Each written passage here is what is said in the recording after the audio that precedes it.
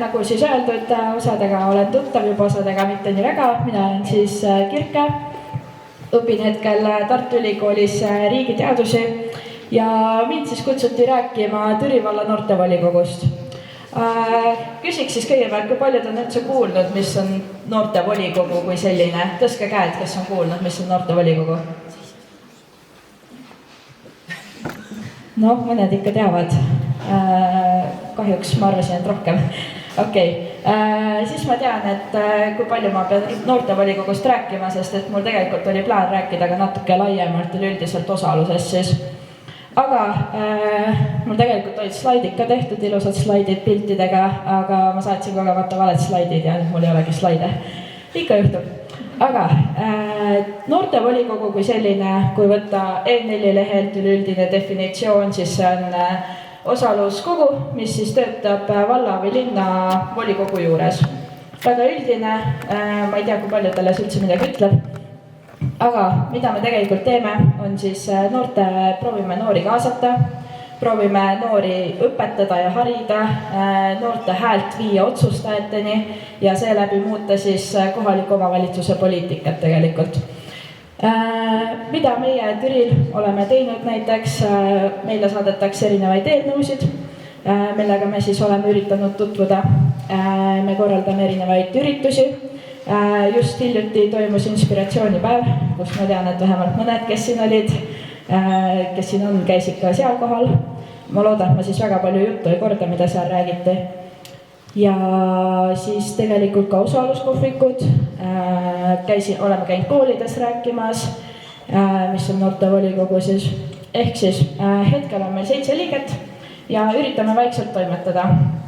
Ka täna on tegelikult üks kohtumine, kohtume vallavolikogu esimehega siis, kes ise kutsus meid kohtumisele.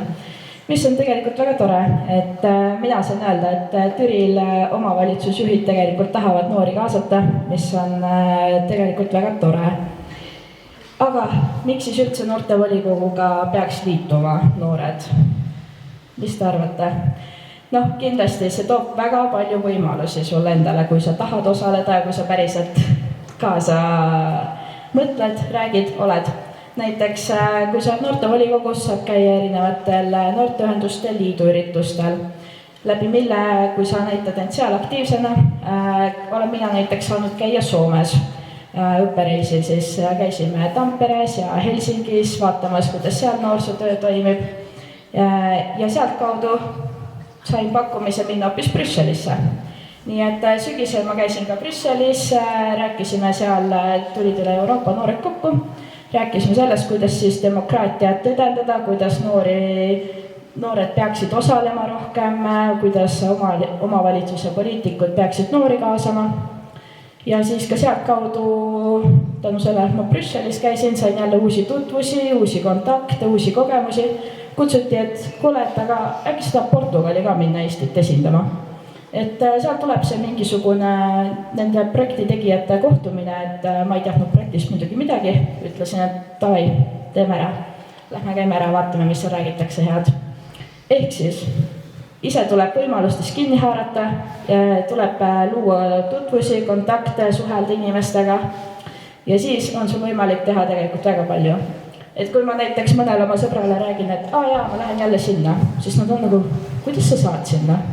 Mida sa teed selleks? Kas sul on nii palju raha, et kogu aeg reisida teha olla? Ei, ma lihtsalt ütlen jah võimalustele, ma lihtsalt tutvunud inimestega osalen ja läbi selle tegelikult tulevad väga paljud võimalused sulle endale sinu juurde. Teine asi, miks osaleda kuskil osaluskogu töös, on see, et sa leiad sealt kasulikke kontakte, nagu ma just ütlesin, ja tegelikult ka eluaegseid sõpru. Mina olen leidnud tänu osaluskogus osalemisele väga palju sõpru nii Türilt kui ka mujalt Eestist. Näiteks erinevad noorteühenduste liidu üritused tulevad üle Eesti noored kokku, teevad koos midagi toredat 2 päeva või 3 päeva vahest isegi. Ja tegelikult see liidab noori, leiad sealt väga palju kontakte, saad sõpru, saad veeta toredat aega, mis noortele veel oluline, saad süüa. See on see, mida tavaliselt, mis toob noored üritustele. Ja kõik see nagu põhimõtteliselt makstakse sinu eest kinni, tuuakse sulle kandikul ette ja siis miks mitte osaleda. Sa saad uusi teadmisi, samuti erinevate koolituste kaudu, sa õpid praktilisi oskusi, näiteks mingid esinemiskoolitused, lobide koolitused, kõik sellised asjad, mida tegelikult pakutakse sulle. Lihtsalt tuleb jällegi kuskile natuke osaleda, öelda jah oma võimalustele ja nii lihtne see ongi. Aga kui minna siis võib-olla noortevolikogus ka natuke kaugemale, siis tegelikult millega näiteks Noorteühenduste Liit tegeleb, on ka see, et noortel oleks võimalus rääkida kaasa ka selles, kes juhivad riiki, kes juhivad Euroopat, ehk siis valimistel. Ja et valimistel saaksid valida juba 16-aastased. Küsiksid korraks, et kui paljud on näiteks selle poolt, et 16-aastased saaksid valida Riigikogu ja Euroopa Parlamenti? Tõstke käsi. Ma näen ühte kätt ainult. Okei, see oli väga kurb. Ma lootsin, et ikka natuke rohkemad soovivad oma võimalusi avardada. Okei. Aga kui paljud näiteks arvavad, et 18-aastased peaksid saama kandideerida Riigikokku ja Euroopa Parlamenti? Okei. See on väga huvitav. Mul endal sõprusgrupis või tuttavate hulgas enamus ikkagi toetavad seda. Aga jah, okei. Aga ma siis toon välja mõned põhjused, miks noored peaksid tegelikult kaasa rääkima ka nagu kõigil nendel kõrgematel tasanditel. Näiteks üks põhjus on kindlasti see, et see otsustab tegelikult sinu tulevikku.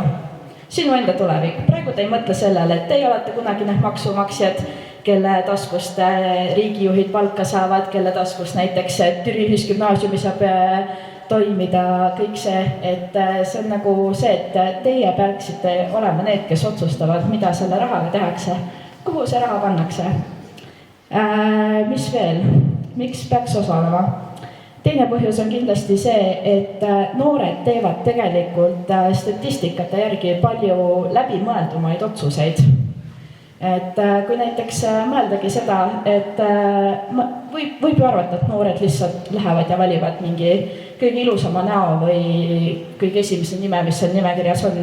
Ei, tegelikult kui noor juba läheb sinna valimiskasti juurde, siis ta on läbi mõelnud selle, miks ta valib seda inimest, keda ta valib ja on tutvunud taustada ja asjadega. Nii et tegelikult mina arvan, et 16-aastased noored selle statistika järgi peaks nagu täitsa pädevad olema otsuseid tegema. Ja samuti Euroopa Parlamendi valimistel tegelikult noorte poolt on ikkagi päris kõrge ka osalus valimistel. Ehk siis kui mõned 60-ndates seal pluss inimesed väga ei käi Euroopa Parlamenti valimas, siis pigem noorte hulgas on just see valimisaktiivsus kõrgem, mis on minu meelest väga huvitav, seda poleks mina oodanud. Ehk siis jällegi, ja selleks, et demokraatia saaks püsida, on vaja seda, et ka noored ja kõik käiksid nagu valimas. Et mida varem te olete kursis sellega, mis riigis toimub, mida varem te ise tunnete huvi selle vastu, mis poliitikas ja ühiskonnas toimub, seda rohkem te kogute teadmisi, seda rohkem te teete ka tulevikus teadlikuid otsuseid. Ja seetõttu ma arvan, et tulekski käia valimas, tuleks käia osaleda ka erinevates noorteühendustes, erinevates organisatsioonides, et muuta seda poliitikaid asju nii, nagu teile on sobiv, sest et teie olete need, kes nagu ma varem ütlesin, peavad kunagi elama selles ühiskonnas, mida praegu luuakse. Ja see vist on minu poolt hetkel kõik. Aitäh!